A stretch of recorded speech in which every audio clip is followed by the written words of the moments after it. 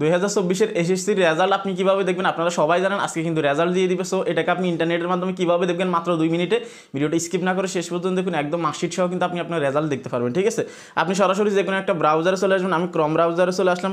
ক্রম ব্রাউজারে আসার পর আমি স্ক্রিন রেকর্ডটা আপনাদের মাঝে শেয়ার করবো, স্ক্রিন রেকর্ডের মাধ্যমে দেখাবো। ঠিক আছে, আপনারা দেখতে পাচ্ছেন আমি ক্রম ব্রাউজারে আসলাম। আসার পর এই যে এখানে সার্চ বারে লিখবেন, এখানে সার্চ বারে লিখবেন এই যে এডুকেশনাল বোর্ড রেজাল্ট। ঠিক আছে, এটা লিখে সার্চ করে দিবেন। তারপর প্রথমে যে ওয়েবসাইটটা আসবে আপনি জাস্ট এখানে ক্লিক করে দিবেন। ঠিক আছে, এই ওয়েবসাইটে আপনি ক্লিক করে দিবেন, এই ওয়েবসাইটটাতে ক্লিক করে দিবেন। তারপর এখানে ক্লিক করার পর এরকম একটা ইন্টারফেস চলে আসবে। আপনি এখানে জাস্ট আপনার ডিটেলসগুলো দিয়ে দিবেন। তো আমি একে একে আপনাদেরকে স্টেপ বাই স্টেপ দেখিয়ে দিচ্ছি। প্রথমত এক্সামিনেশন, আপনি জাস্ট এখানে আপনার যদি দাখিল থেকে দিয়ে থাকেন দাখিল সিলেক্ট করে দিবেন, নয়তো আপনি ভোকেশনাল হলে এখান থেকে ভোকেশনাল সিলেক্ট করে দিবেন। তারপর একটু নিচে আসবেন, নিচে আসার পর এখানে আপনি আপনার ইয়ার্সটা বসিয়ে দিবেন, কোন সালে আপনি পরীক্ষাটা দিয়েছেন।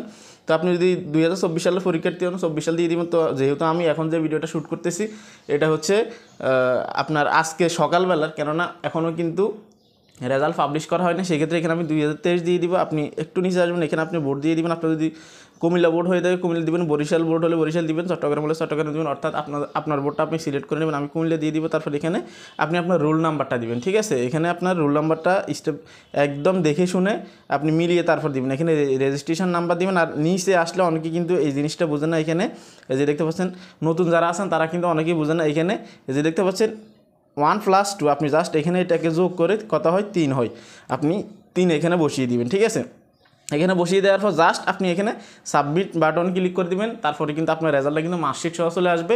সো এভাবেই কিন্তু মূলত আপনি আপনার এসএসসি রেজাল্ট দেখতে পারবেন 2024 সালে একদম নিউ পদ্ধতিতে। ওকে।